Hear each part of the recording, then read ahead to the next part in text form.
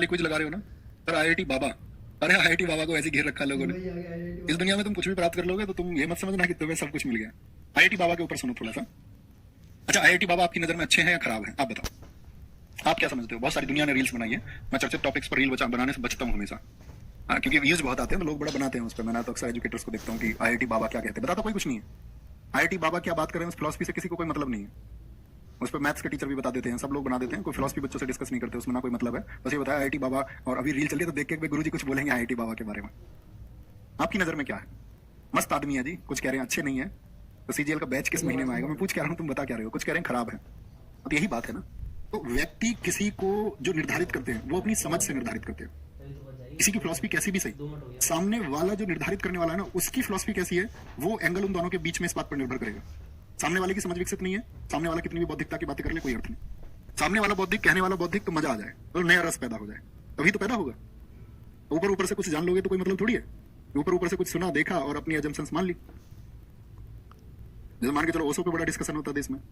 ओशो जब कभी भी साइंस पे बोले तो खराब ही बोले, तो कोई मानने को तैयार नहीं, क्योंकि ओशो के पक्ष में एक बड़ा वर्ग है। ओशो बहुत तार्किक आदमी है, नो डाउट, लेकिन ओशो एक बार विज्ञान पे बोल रहे थे तो उन्होंने इलेक्ट्रॉन का चार्ज पॉजिटिव बता दिया और सारी व्याख्या उस तरह से कर दी सकारात्मक रूप से, और न्यूट्रॉन का एक नेगेटिव चार्ज बता दिया और उसकी व्याख्या उस तरह से करके सारी कर दी। तो परफेक्शन तो किसी के अंदर नहीं है। कोई व्यक्ति किसी क्षेत्र से, जैसे आपका जाति व्यवस्था पर जब ओशो बोलते हैं, या जब ओशो की बात किसी धार्मिक स्थिति के बारे में होती है, तो वो बहुत सटीक है, पर उनके तर्क बेमिसाल है।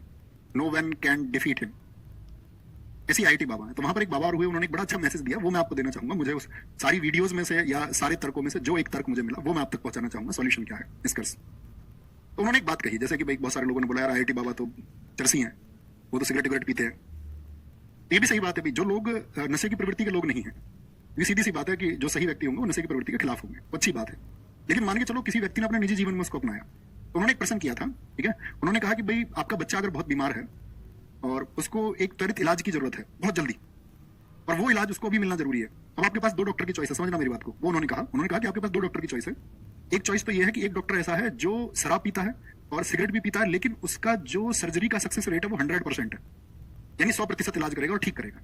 वहीं पे एक व्यक्ति बहुत ऐसी अच्छा धार्मिक प्रवृत्ति का है, और मान के चलो कुछ भी वो उस तरह की चीजें जो नेगेटिव है, नशा या कुछ भी, वेज नॉन वेज XYZ जो अभी आप कंपैरिजन करें, वो सबका सेवन नहीं करता है, और उसका जो सक्सेस रेट है वो है 30%, यानी 100 में से 30 इलाज उसके सफल होते हैं, 70 में वो विफल हो जाता है। आप अपने बच्चे को किसके पास लेके जाएंगे, ये मुझे बताएं। 100% वाले के पास में, 30% वाले के पास में, विचार ही नहीं करोगे, ये देखोगे कि भैया कामयाब कौन है। तो ये जीवन की फिलॉसफी है। कोई भी व्यक्ति अपने जीवन में क्या कर रहा है आप उस पर टिप्पणी मत करो, वो उसका निजी जीवन है। आपसे उसका जो सार है, जैसे मान के चलो आप एक अच्छे शिष्य हो सकते हैं, तो मैं एक अध्यापक और शिष्य, हमारे बीच में क्या है, ट्रांसफर ऑफ नॉलेज, वो कैसी है, हमें इस बात से मतलब होना चाहिए, हमें किसी की निजी जिंदगी में नहीं जाना चाहिए, वो उसका निजी जीवन है। बात समझ पा रहे हैं मैं क्या बोल रहा हूँ? बहुत सारे लोगों ने कहा कि हम 100% वाले के पास जाएंगे, बहुत शाबाश है। और इसमें कोई जो कह रहा है कि मैं 30% वाले के पास जाऊंगा, तो इसका मतलब तो ये हुआ उस बच्चे को, उसको अपने बच्चे से प्यार प्रेम नहीं है, और जिसको अपने बच्चे से प्रेम नहीं है तो इसका मतलब है फिर उसके जो सारे दावे हैं, उसकी जो सारी समझ है वो विकसित है, तो कोई अर्थ ही नहीं रहा ना, है ना। ठीक है, इतना समझना है। वो किसी भी